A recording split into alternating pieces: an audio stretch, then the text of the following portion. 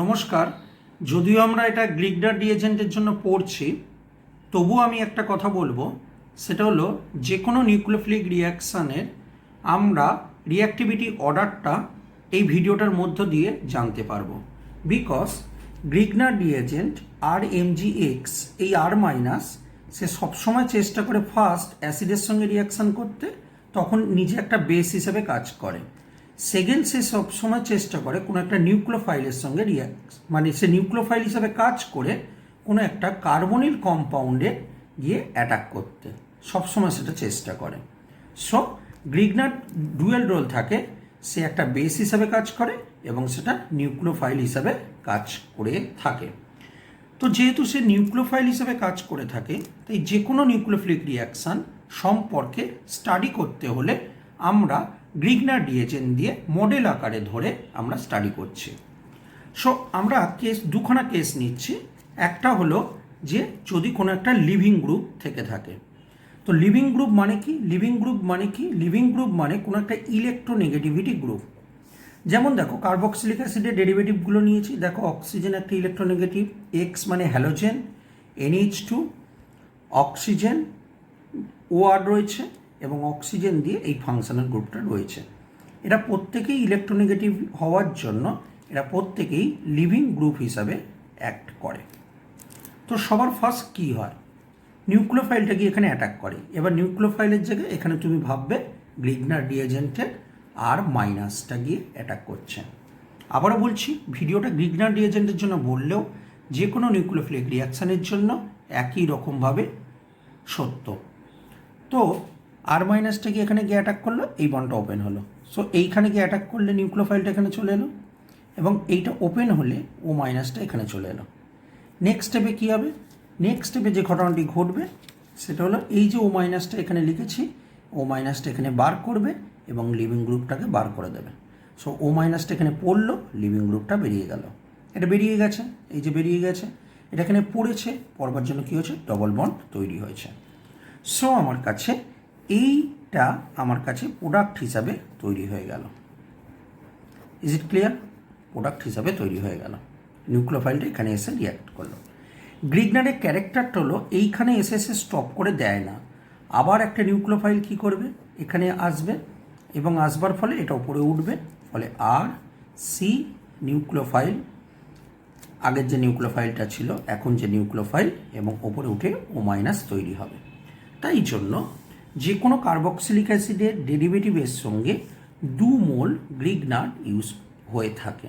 সবসময় মনে রাখবে কিন্তু এই কথাটা, 2 মোল গ্রিগনার কিন্তু ইউজ হয়ে থাকে আলটিমেটলি ফাইনাল প্রোডাক্টটা তৈরি করবার জন্য। কারণ একবার লিভিং গ্রুপটাকে বার করে দিয়ে একটা অ্যালডিহাইড হোক বা কিটোন ফর্মে চলে আসে, তারপর আবার নিউক্লিওফাইলটা অ্যাটাক করে এটাকে অ্যালকোহল ফর্মে, কারণ একটু H+ পেয়ে এটা O মাইনাস, তার সঙ্গে MgCl লেগে থাকে, একটু ওয়ার্ক আপ করলে, ওয়ার্ক আপ মানে কি? জল দেওয়াটাকে বলা হয় ওয়ার্ক আপ প্রসেস, দিলে এই জায়গাটা ওই চলে আসে। সো 2 মোল কিন্তু লাগে। তাই যে কোনো কার্বক্সিলিক অ্যাসিড ডেরিভেটিভের সঙ্গে গ্রিগনার কত মোল রিয়াকশান করে? 2 মোল রিয়াকশান করে থাকে, মনে রাখবে। কিন্তু যদি অ্যালডিহাইড বা কিটোন হতো তখন কি হতো? তখন নিউক্লিওফাইলটা গিয়ে অ্যাটাক করতে এই বন্ডটা খুলতো, ফলে নিউক্লিওফাইল চলে এসছে, এখানে নিউক্লিওফাইল চলে এসছে, এটা খুলেছে, খুললে ওপরে O মাইনাস হচ্ছে, O মাইনাস হয়ে রয়েছে। কিন্তু অ্যালডিহাইড বা কিটোনের ক্ষেত্রে এই যে Rগুলো রয়েছে, হয় হাইড্রোজেন হবে অ্যালডিহাইড হলে, আর কিটোন হলে হয় নয় CH3 হবে, C2H5 হবে, মানে কোনো ইলেকট্রোনেগেটিভ হয় না। যেটা হয় যে কোনো না কোনো কার্বন থেকে থাকে, আর কার্বন থাকলে তারা যেহেতু ইলেকট্রোনেগেটিভ হয় না, তাই জন্য তারা পোর লিভিং গ্রুপ। অর্থাৎ এইখানে যেমন তুমি দেখেছিলে O মাইনাসটা এখানে ব্যাক করলো এবং এলটাকে বার করে দিল, এখানে কিন্তু এই O মাইনাসটা পড়বে আর বেরিয়ে যাবে, এমন ঘটনা ঘটবে না। ওকে, সো এর পরবর্তীকালে জল দিলে এটা ওয়েট চলে আসবে। তাই যদি আমার কাছে কোনো অ্যালডিহাইড থাকে বা যদি আমার কাছে কোনো কিটোন থাকে, তখন আমার কাছে গ্রিগনার রিএজেন্টের যদি রিয়াকশান দেখি, তখন 1 মোল গ্রিগনার রিএজেন্ট আমার কাছে সাফিসিয়েন্ট। বাট যদি আমার কাছে কোনো এই জাতীয় ডেরিভেটিভ থেকে থাকে, তখন কিন্তু আমার কাছে 2 মোল গ্রিগনার রিএজেন্ট লেগে থাকে। এখন আমরা এই ভিডিওতে কি পড়বার চেষ্টা করছি? আমরা এটা পড়বার চেষ্টা করছি যে যত রকম ফাংশনাল গ্রুপ আছে, যদি সেই ফাংশনাল গ্রুপগুলোকে আমরা দেখি, তখন গিগনার রিএজেন্ট সবার ফার্স্ট কার সঙ্গে রিয়াকশান করবে, তখন এই অর্ডারটা মেনে চলবে। এখন অর্ডারটা কেন এরকম তৈরি হলো? দেখো, একটা কথা বলছি, সেটা হলো এইখানে যে গ্রুপটা রয়েছে ক্লোরিন, ঠিক আছে, এর ডুয়েল রোল আছে। হ্যাঁ, দেখো, তুমি ক্লোরিন নিচ্ছে আর মনে করো এখানে যে কোনো একটা এই অক্সিজেন নিচ্ছে, ওকে? তুমি দুটোর মধ্যে ডিফারেন্সটা বোঝবার চেষ্টা করবে। ক্লোরিনের ডুয়েল রোল আছে, একটা হলো ক্লোরিন টেনে নিচ্ছে ইলেকট্রন টেনে নিলে তখন এখানে ডেল্টা প্লাস ক্যারেক্টার বাড়ছে, তখন রিয়াকশান রেটটা বাড়ছে। কিন্তু কারণ আমরা জানি রিয়াকশান রেট তখনই বাড়ে যখন এই কার্বনের ওপর ডেল্টা প্লাস ক্যারেক্টার বাড়তে থাকে। কিন্তু ক্লোরিন আর একটা কাজও করে। কি করে না, এই যে লোন পেয়ার আছে, এই লোন পেয়ার দিয়ে এখানে পুশ করে রেজোন্যান্স করে, আর যখন রেজোন্যান্স করে তখন কিন্তু ডেল্টা প্লাস ক্যারেক্টারটা লো হয়ে যায়, ওকে?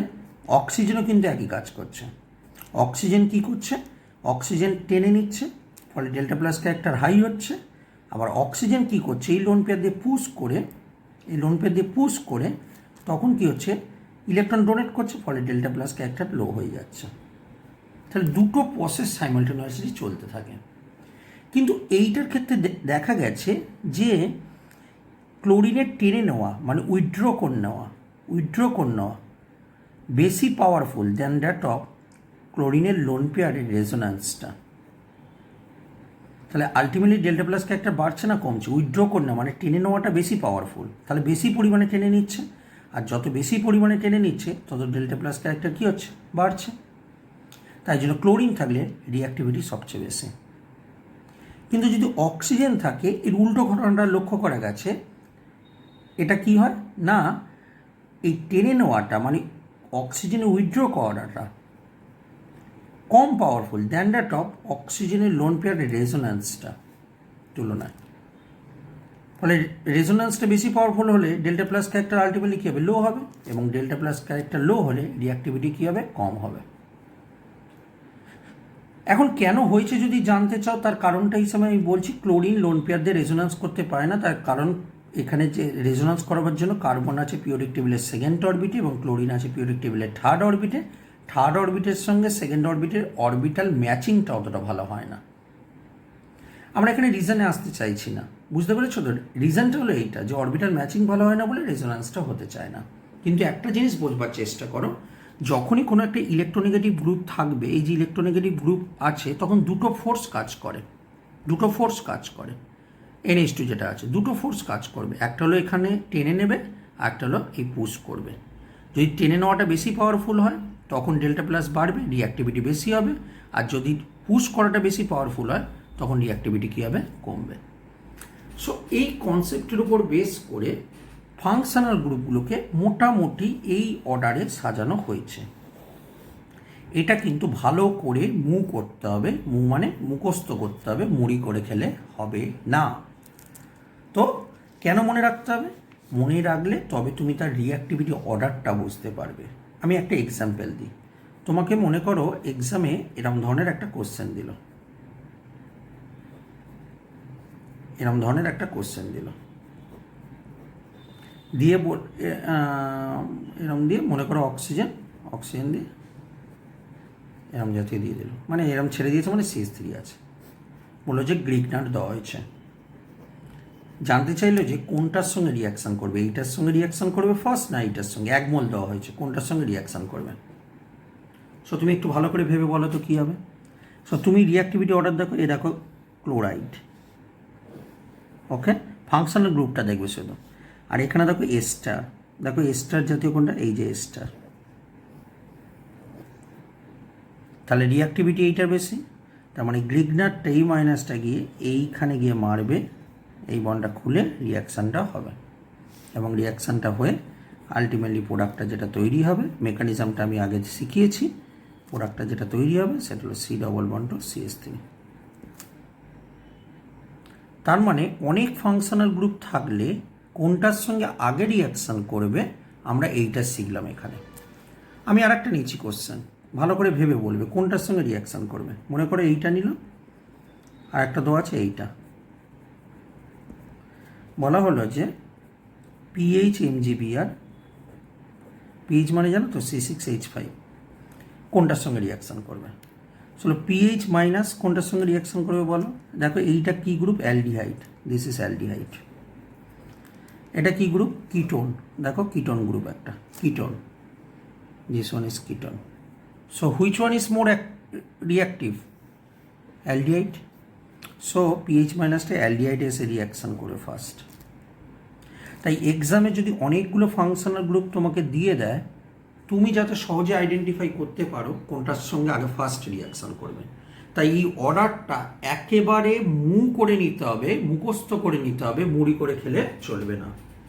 সো মোটামুটি এই অর্ডারটা দেওয়া হলো। এই অর্ডারটার স্পেসিফিক কটা এক্সাম্পল এখানে দেওয়া আছে, রিঅ্যাক্টিভিটি অর্ডার। তো বুঝতেই পারছো একই জিনিসটা তোমাকে কিন্তু না ভালো করে মনে রাখতে হবে, সো দ্যাট তুমি বুঝতে পারবে যে কোনটার সঙ্গে রিয়াকশান ফার্স্ট হবে। শেষ করছি একটা এমসিকিউ কোশ্চেন দিয়ে, যে কোশ্চেনটা ছিল CH3MgBr কোনটার সঙ্গে ফার্স্ট রিয়াকশান করবে। সো দেখো তুমি এই চারটার মধ্যে খেয়াল করার চেষ্টা করো। দেখো এই যে এই জিনিসটা, এটা এই যে রয়েছে লাস্টে, এই জিনিসটা দেখো অ্যানহাইড্রাইড। অ্যানহাইড্রাইড কোথায় রয়েছে? এই যে অ্যানহাইড্রাইড। এটা কিটোন, এই যে কিটোন জাতীয় জিনিস। ফাংশনাল গ্রুপটা দেখবে, ঠিক আছে? আর এখানে দেখো এসটা, দেখো এসটা এই যে রয়েছে। সো কোনটা বেশি রিঅ্যাক্টিভ? এটা হলো রিঅ্যাক্টিভিটি অর্ডার দেখানো হয়েছে। সো সবচেয়ে বেশি রিঅ্যাক্টিভ কী হবে? অ্যানহাইড্রাইড। তার মানে দেখো অ্যানহাইড্রাইডটা সব থেকে বেশি রিঅ্যাক্টিভ এই চারটে অপশানের মধ্যে। যদি তার থেকে বেশি হতো কোনটা? যদি ক্লোরাইড জাতীয় জিনিস থাকতো তার থেকে বেশি রিঅ্যাক্টিভ হতো।